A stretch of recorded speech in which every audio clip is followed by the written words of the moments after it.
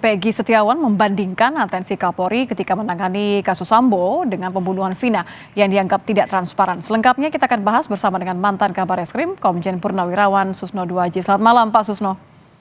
Selamat malam para pemirsa sekalian. Pak Susno, melihat banyak kejanggalan atas kasus yang sebenarnya kan sudah inkrah 8 tahun lalu ya, banyak yang kemudian membandingkan kerumitan kasus ini dengan kasus Sambo. Anda melihat hal ini seperti apa? Memang sudah pantas kemudian untuk Kapolri memberikan atensi sama seperti ketika menangani kasus Sambo? Kasus ini sudah mendapat atensi seluruh masyarakat Indonesia ya, kalangan akademisi, pakar hukum, tokoh masyarakat, bahkan sekarang sudah naik sampai ke presiden memberikan atensi khusus. Kemudian mantan Menko Polhukam, termasuk baru saja kemarin kalau tidak salah Menteri Kumham. Ya, Menkumham itu, ya. Ini berarti sudah saatnya untuk Kapolri lebih serius lagi gitu kan, lebih serius lagi men-take over. Jadi sejauh ini belum cukup serius ya, Pak Susno? Saya sudah serius ya, tetapi gregetnya masih kurang gitu. Kenapa? Saya yakin bahwa sudah ada tim eksaminasi yang menyelidiki kasus ini yang terjadi penyidikan 2016, sudah turun juga tim propam, sudah turun juga tim asistensi ya. Tetapi kita lihat apa kedepannya? Ya kita kedepannya sampai ada pra peradilan gitu. Nah, pra peradilan itu tidak akan timbul ya kalau Polri mungkin terbuka kepada publik menyatakan bahwa kasus ini sudah cukup bukti gitu, atau minimal telah didapatkan 2 alat bukti yang sah sehingga dilakukan penangkapan, penahanan, kemudian penyitaan dan penetapan sebagai tersangka. Nah, sekarang alat bukti itu masih diraba-raba ya. Alat bukti apakah ini saksi ya? Kalau saksi itu lemah sekali ya. Kenapa lemah?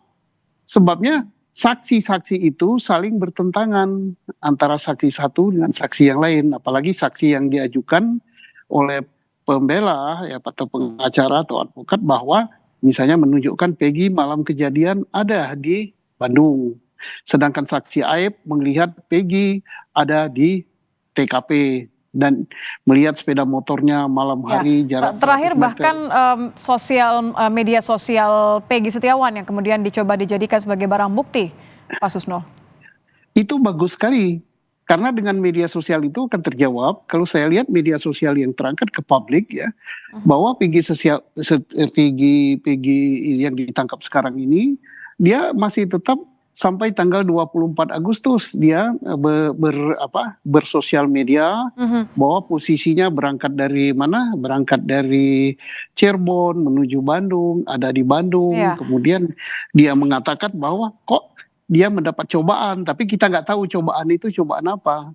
Nah, kalau dibuka, iya. Karena kalau kita bandingkan, maaf saya potong Pak, kalau kita bandingkan dengan jalan cerita kasus Sambo, ini kan ketika saksi kunci berani bicara, kemudian akhirnya narasinya kan berubah ya. Ada banyak saksi-saksi yang akhirnya mendukung saksian dari saksi kunci sehingga akhirnya terbongkar skenario yang sebenarnya. Apakah Anda melihat juga bahwa pentingnya untuk menuju ke arah sana penyidikan saat ini? Sekarang sudah menuju ke arah sana ya, tapi sayangnya kasus ini kan dibagi 2 ya. Satu kasus yang sudah satu perkara yang sudah mempunyai kekuatan hukum tetap, yaitu telah dipidana, 1 orang 8 tahun sudah keluar, 7 orang masih di dalam penjara karena hukuman seumur hidup. Satu tersangka yang akan menjadi satu perkara tersendiri atau satu berkas tersendiri, yaitu Peggy Setiawan sedang dalam penyidikan. Nah, yang sedang dalam penyidikan ini saksi-saksi yang mengatakan bahwa Peggy ada di TKP, Peggy melakukan itu mendapat perlawanan. Bahkan sebagian dari saksi mencabut keterangannya, menyatakan bahwa dia diarahkan oleh orang tertentu untuk melakukan suatu perbuatan seolah-olah seperti itu. Jadi ini kan rekayasa kan.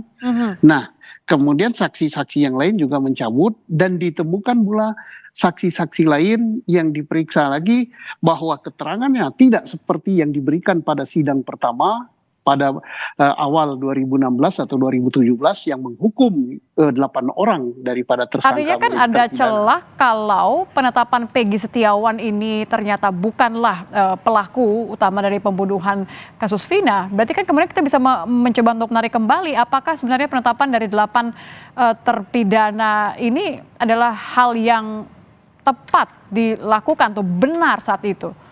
Iya, jadi kasus ini saling berkaitan. Manakala PK yang dulu diajukan untuk terhukum yang sudah sedang menjalani hukuman itu menang, maka Peggy Setiawan juga harus bebas. Atau sebaliknya, manakala pra peradilan Peggy Setiawan itu menang atau benar apa yang diajukan, berarti ini juga berpengaruh terhadap PK yang akan diajukan terhadap yang terpidana.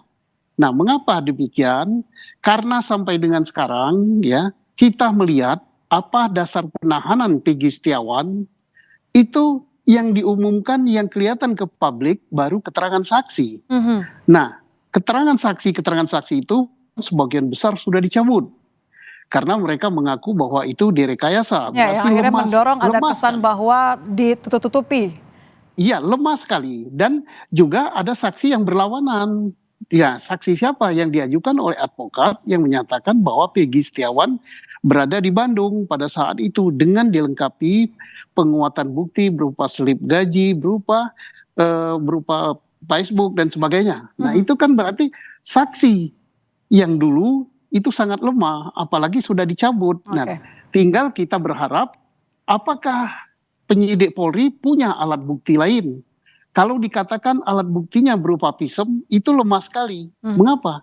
Karena pisem tidak menyatakan bahwa Peggy sebagai pelaku. Ya. Oh, kalau itu alat bukti berupa... Satu lagi kesamaan dengan apa yang terjadi di kasus Sambo ya Pak. Jadi saya melihat artinya memang ini adalah saat yang tepat untuk menunjukkan keseriusan, tidak lagi ditutup-tutupi bagaimana kemudian menangani kasus Sambo dengan kasus pembunuhan Vina. Terima kasih Pak Susno. Saya sudah meluangkan waktu di Kompas Malam. Selamat malam Pak Susno. Selamat malam, terima kasih.